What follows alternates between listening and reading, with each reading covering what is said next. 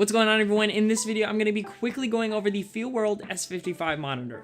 Let's get into it. So if you are new here, my name is Jacob Scott. I make photography and filmmaking videos like this one every single week.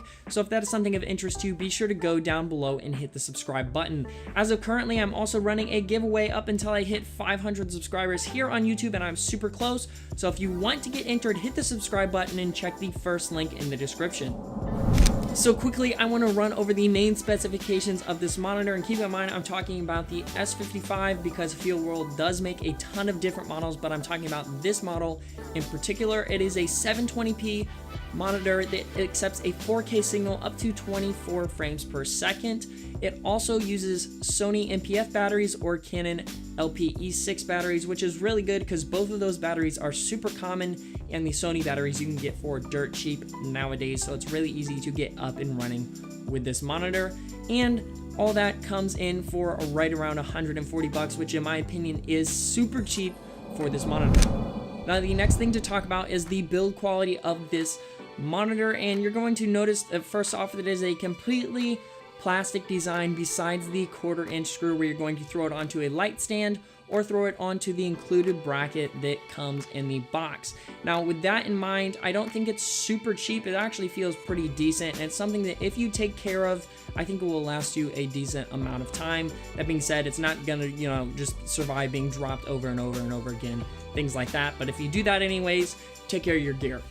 So if you take care of it, I think it is going to last you a decent amount of time. Now, talking about the quality of the actual panel itself, I was surprised to see how close the colors were to the back of my camera with the panel. Now, the next thing to keep in mind about the quality of the panel is the lag, and there is almost no lag that I noticed at all. I can easily throw this on top of my camera and just go off this monitor. I never found myself overshooting camera movements or anything like that, so the lag is as minimal as I think it's gonna get with especially these price range monitors, and I didn't notice any lag difference from 1080 to 4K, so it's really nice. And that was one thing that I was worried about when it came to picking up a cheaper monitor, but I'm happily surprised that there's almost no lag at all. Now quickly, I'm going to go over some of the features of this camera monitor, starting with the ports. It has an HDMI in, of course, and an HDMI out, so if you want to daisy chain this monitor, send it to maybe a casting card or something like that, you could potentially stream with this and still be monitoring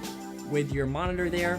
It also has a DC in, so if you want to wall power this monitor, you can do that, and a DC out, so if you want to throw a dummy battery into your camera and just run off the battery of your camera monitor, you can easily go ahead and do that. And the next thing that has is a headphone jack, so if your camera that you have does not support a headphone jack, you can plug this in and actually monitor your audio through this camera monitor, which is super cool. Now, along with the headphone jack, you can also monitor your audio levels on the screen. Something to keep in mind though is I found that it was slightly off from what my camera was showing my audio levels were compared to what the actual monitor was showing audio levels are, but it was close enough that if I were to peak, I would be able to pretty much tell, oh, I'm peaking on the camera monitor or on the back of the camera.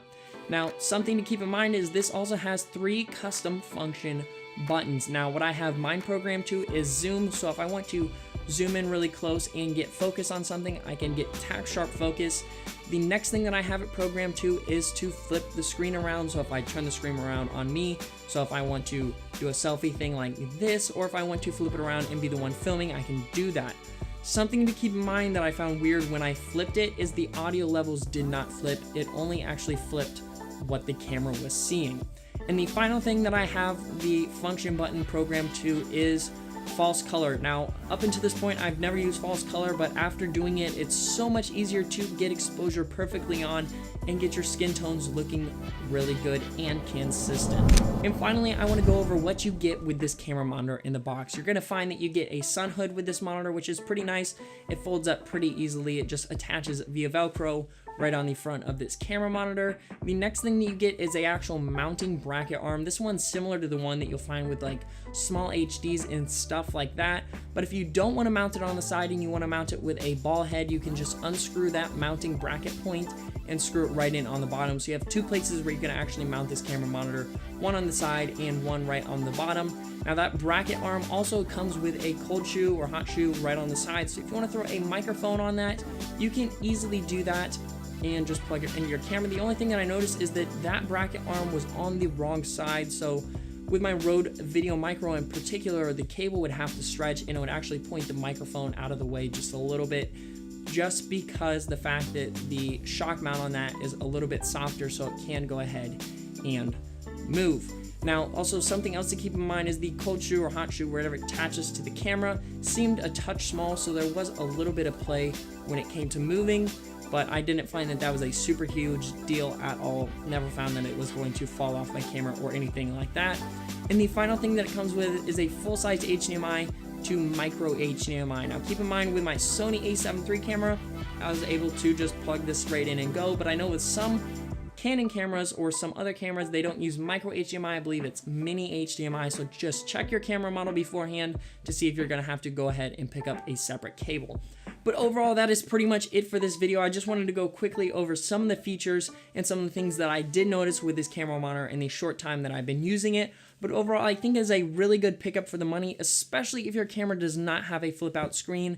This will help make filming your videos a lot easier. And if you go ahead and pick one up, please let me know in the comments below. Also, like I said about that giveaway, check the first link in the description. But that's pretty much it for this one. I'll see you later.